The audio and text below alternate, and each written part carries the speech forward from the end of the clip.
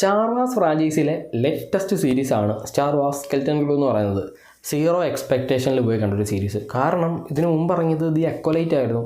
Star വാർസിൻ്റെ തന്നെ ഏറ്റവും അപരാധിച്ചൊരു series. 8 episode എങ്ങനെ കണ്ടു തീർത്തുമെന്ന് എനിക്ക് തന്നെ അറിയില്ല. അതിൻ്റെ ഒരു ക്ഷീണം ഉണ്ടായതുകൊണ്ട് ഈ ഒരു സീരീസ് ഒട്ടും പ്രതീക്ഷയില്ല. എന്നാൽ കാണാം എന്നുള്ളൊരു ഇതിലാണ്, മൈൻഡ് സെറ്റിലാണ് ഞാൻ ഇത് പോയി കാണുന്നത്. പക്ഷേ കണ്ടു കഴിഞ്ഞപ്പം ഓക്കെ, സാധനം എനിക്ക് വർക്കായി. നല്ലൊരു സീരീസാണ്. ഭയങ്കര വലിയ സ്റ്റോറിയൊന്നും അല്ലെങ്കിലും ഉള്ള സ്റ്റോറിയെ അവർ വളരെ സിമ്പിളായിട്ട് പക്ഷേ നല്ല രീതിയിൽ പ്രസൻറ്റ് ചെയ്തിട്ടുണ്ട്. അത് ഓരോ ക്യാരക്ടേഴ്സിനെ പ്രസൻറ്റ് ചെയ്തിരിക്കുന്ന സാധനം, സ്റ്റോറി പ്രസൻറ്റ് ചെയ്തിരിക്കുന്നത് നല്ല രസമാണ്. 8 എപ്പിസോഡുകളാണ് ഇതിനുള്ളത്. മാൻഡലോറിയൻ, റിട്ടേൺ ഓഫ് ദി ജെഡായി ഒക്കെ നടക്കുന്ന ഒരു ടൈം ഫ്രെയിമിലാണ് ഈ ഒരു സീരീസ് നടക്കുന്നത്. അറ്റാറ്റിൻ എന്ന് പറയുന്നൊരു പ്ലാനറ്റ്, അവിടെ 4 ഗ്രൂപ്പുകൾ, ഈ 4 പിള്ളേർ ചേർന്നുണ്ടാക്കുന്ന ഒരു പ്രശ്നം ഇവരെങ്ങനെ ഇത് സോൾവ് ചെയ്യുന്നു. ഇവരറിയാണ്ട് ഈ ഒരു പ്ലാനറ്റ് ഇട്ടിട്ട് വേറെ സ്ഥലത്ത് പോകുന്നു, ഒരു സ്റ്റാർഷിപ്പിൽ കയറിയിട്ട് ഇവർക്ക് തിരിച്ച് ഒരു ഹോം പ്ലാനറ്റിൽ വരണം. അതെങ്ങനെ വരുന്നു എന്നുള്ള സാധനങ്ങളൊക്കെയാണ് കാണിക്കുന്നത്.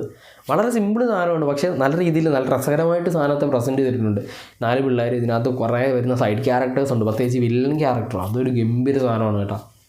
ആ ഒരു വില്ലൻ ക്യാരക്ടറാണ് ഈ ഒരു എൻ്റെ സീരീസിനെ, അതായത് ഈ പ്രോട്ടഗോണിസ്റ്റിനെക്കാട്ടിലും ഒരു സീരീസിൽ ഇമ്പോർട്ടൻ്റ് ഉള്ളത് ആ ഒരു ആൻറ്റഗോണിസ്റ്റ് ക്യാരക്ടറാണ്. അത് തന്നെയാണ് ഈ ഒരു സീരീസിൻ്റെ എനിക്ക് ഏറ്റവും ഇഷ്ടപ്പെട്ട സാധനം. എന്തായാലും നിങ്ങൾ കണ്ടു നോക്കുക. ഇതെൻ്റെ പേഴ്സണൽ ഒപ്പീനിയനാണ്. നിങ്ങൾ കണ്ടിട്ട് നിങ്ങളുടെ ഒപ്പീനിയൻ എന്താണെന്ന് നിങ്ങൾ പറയാം.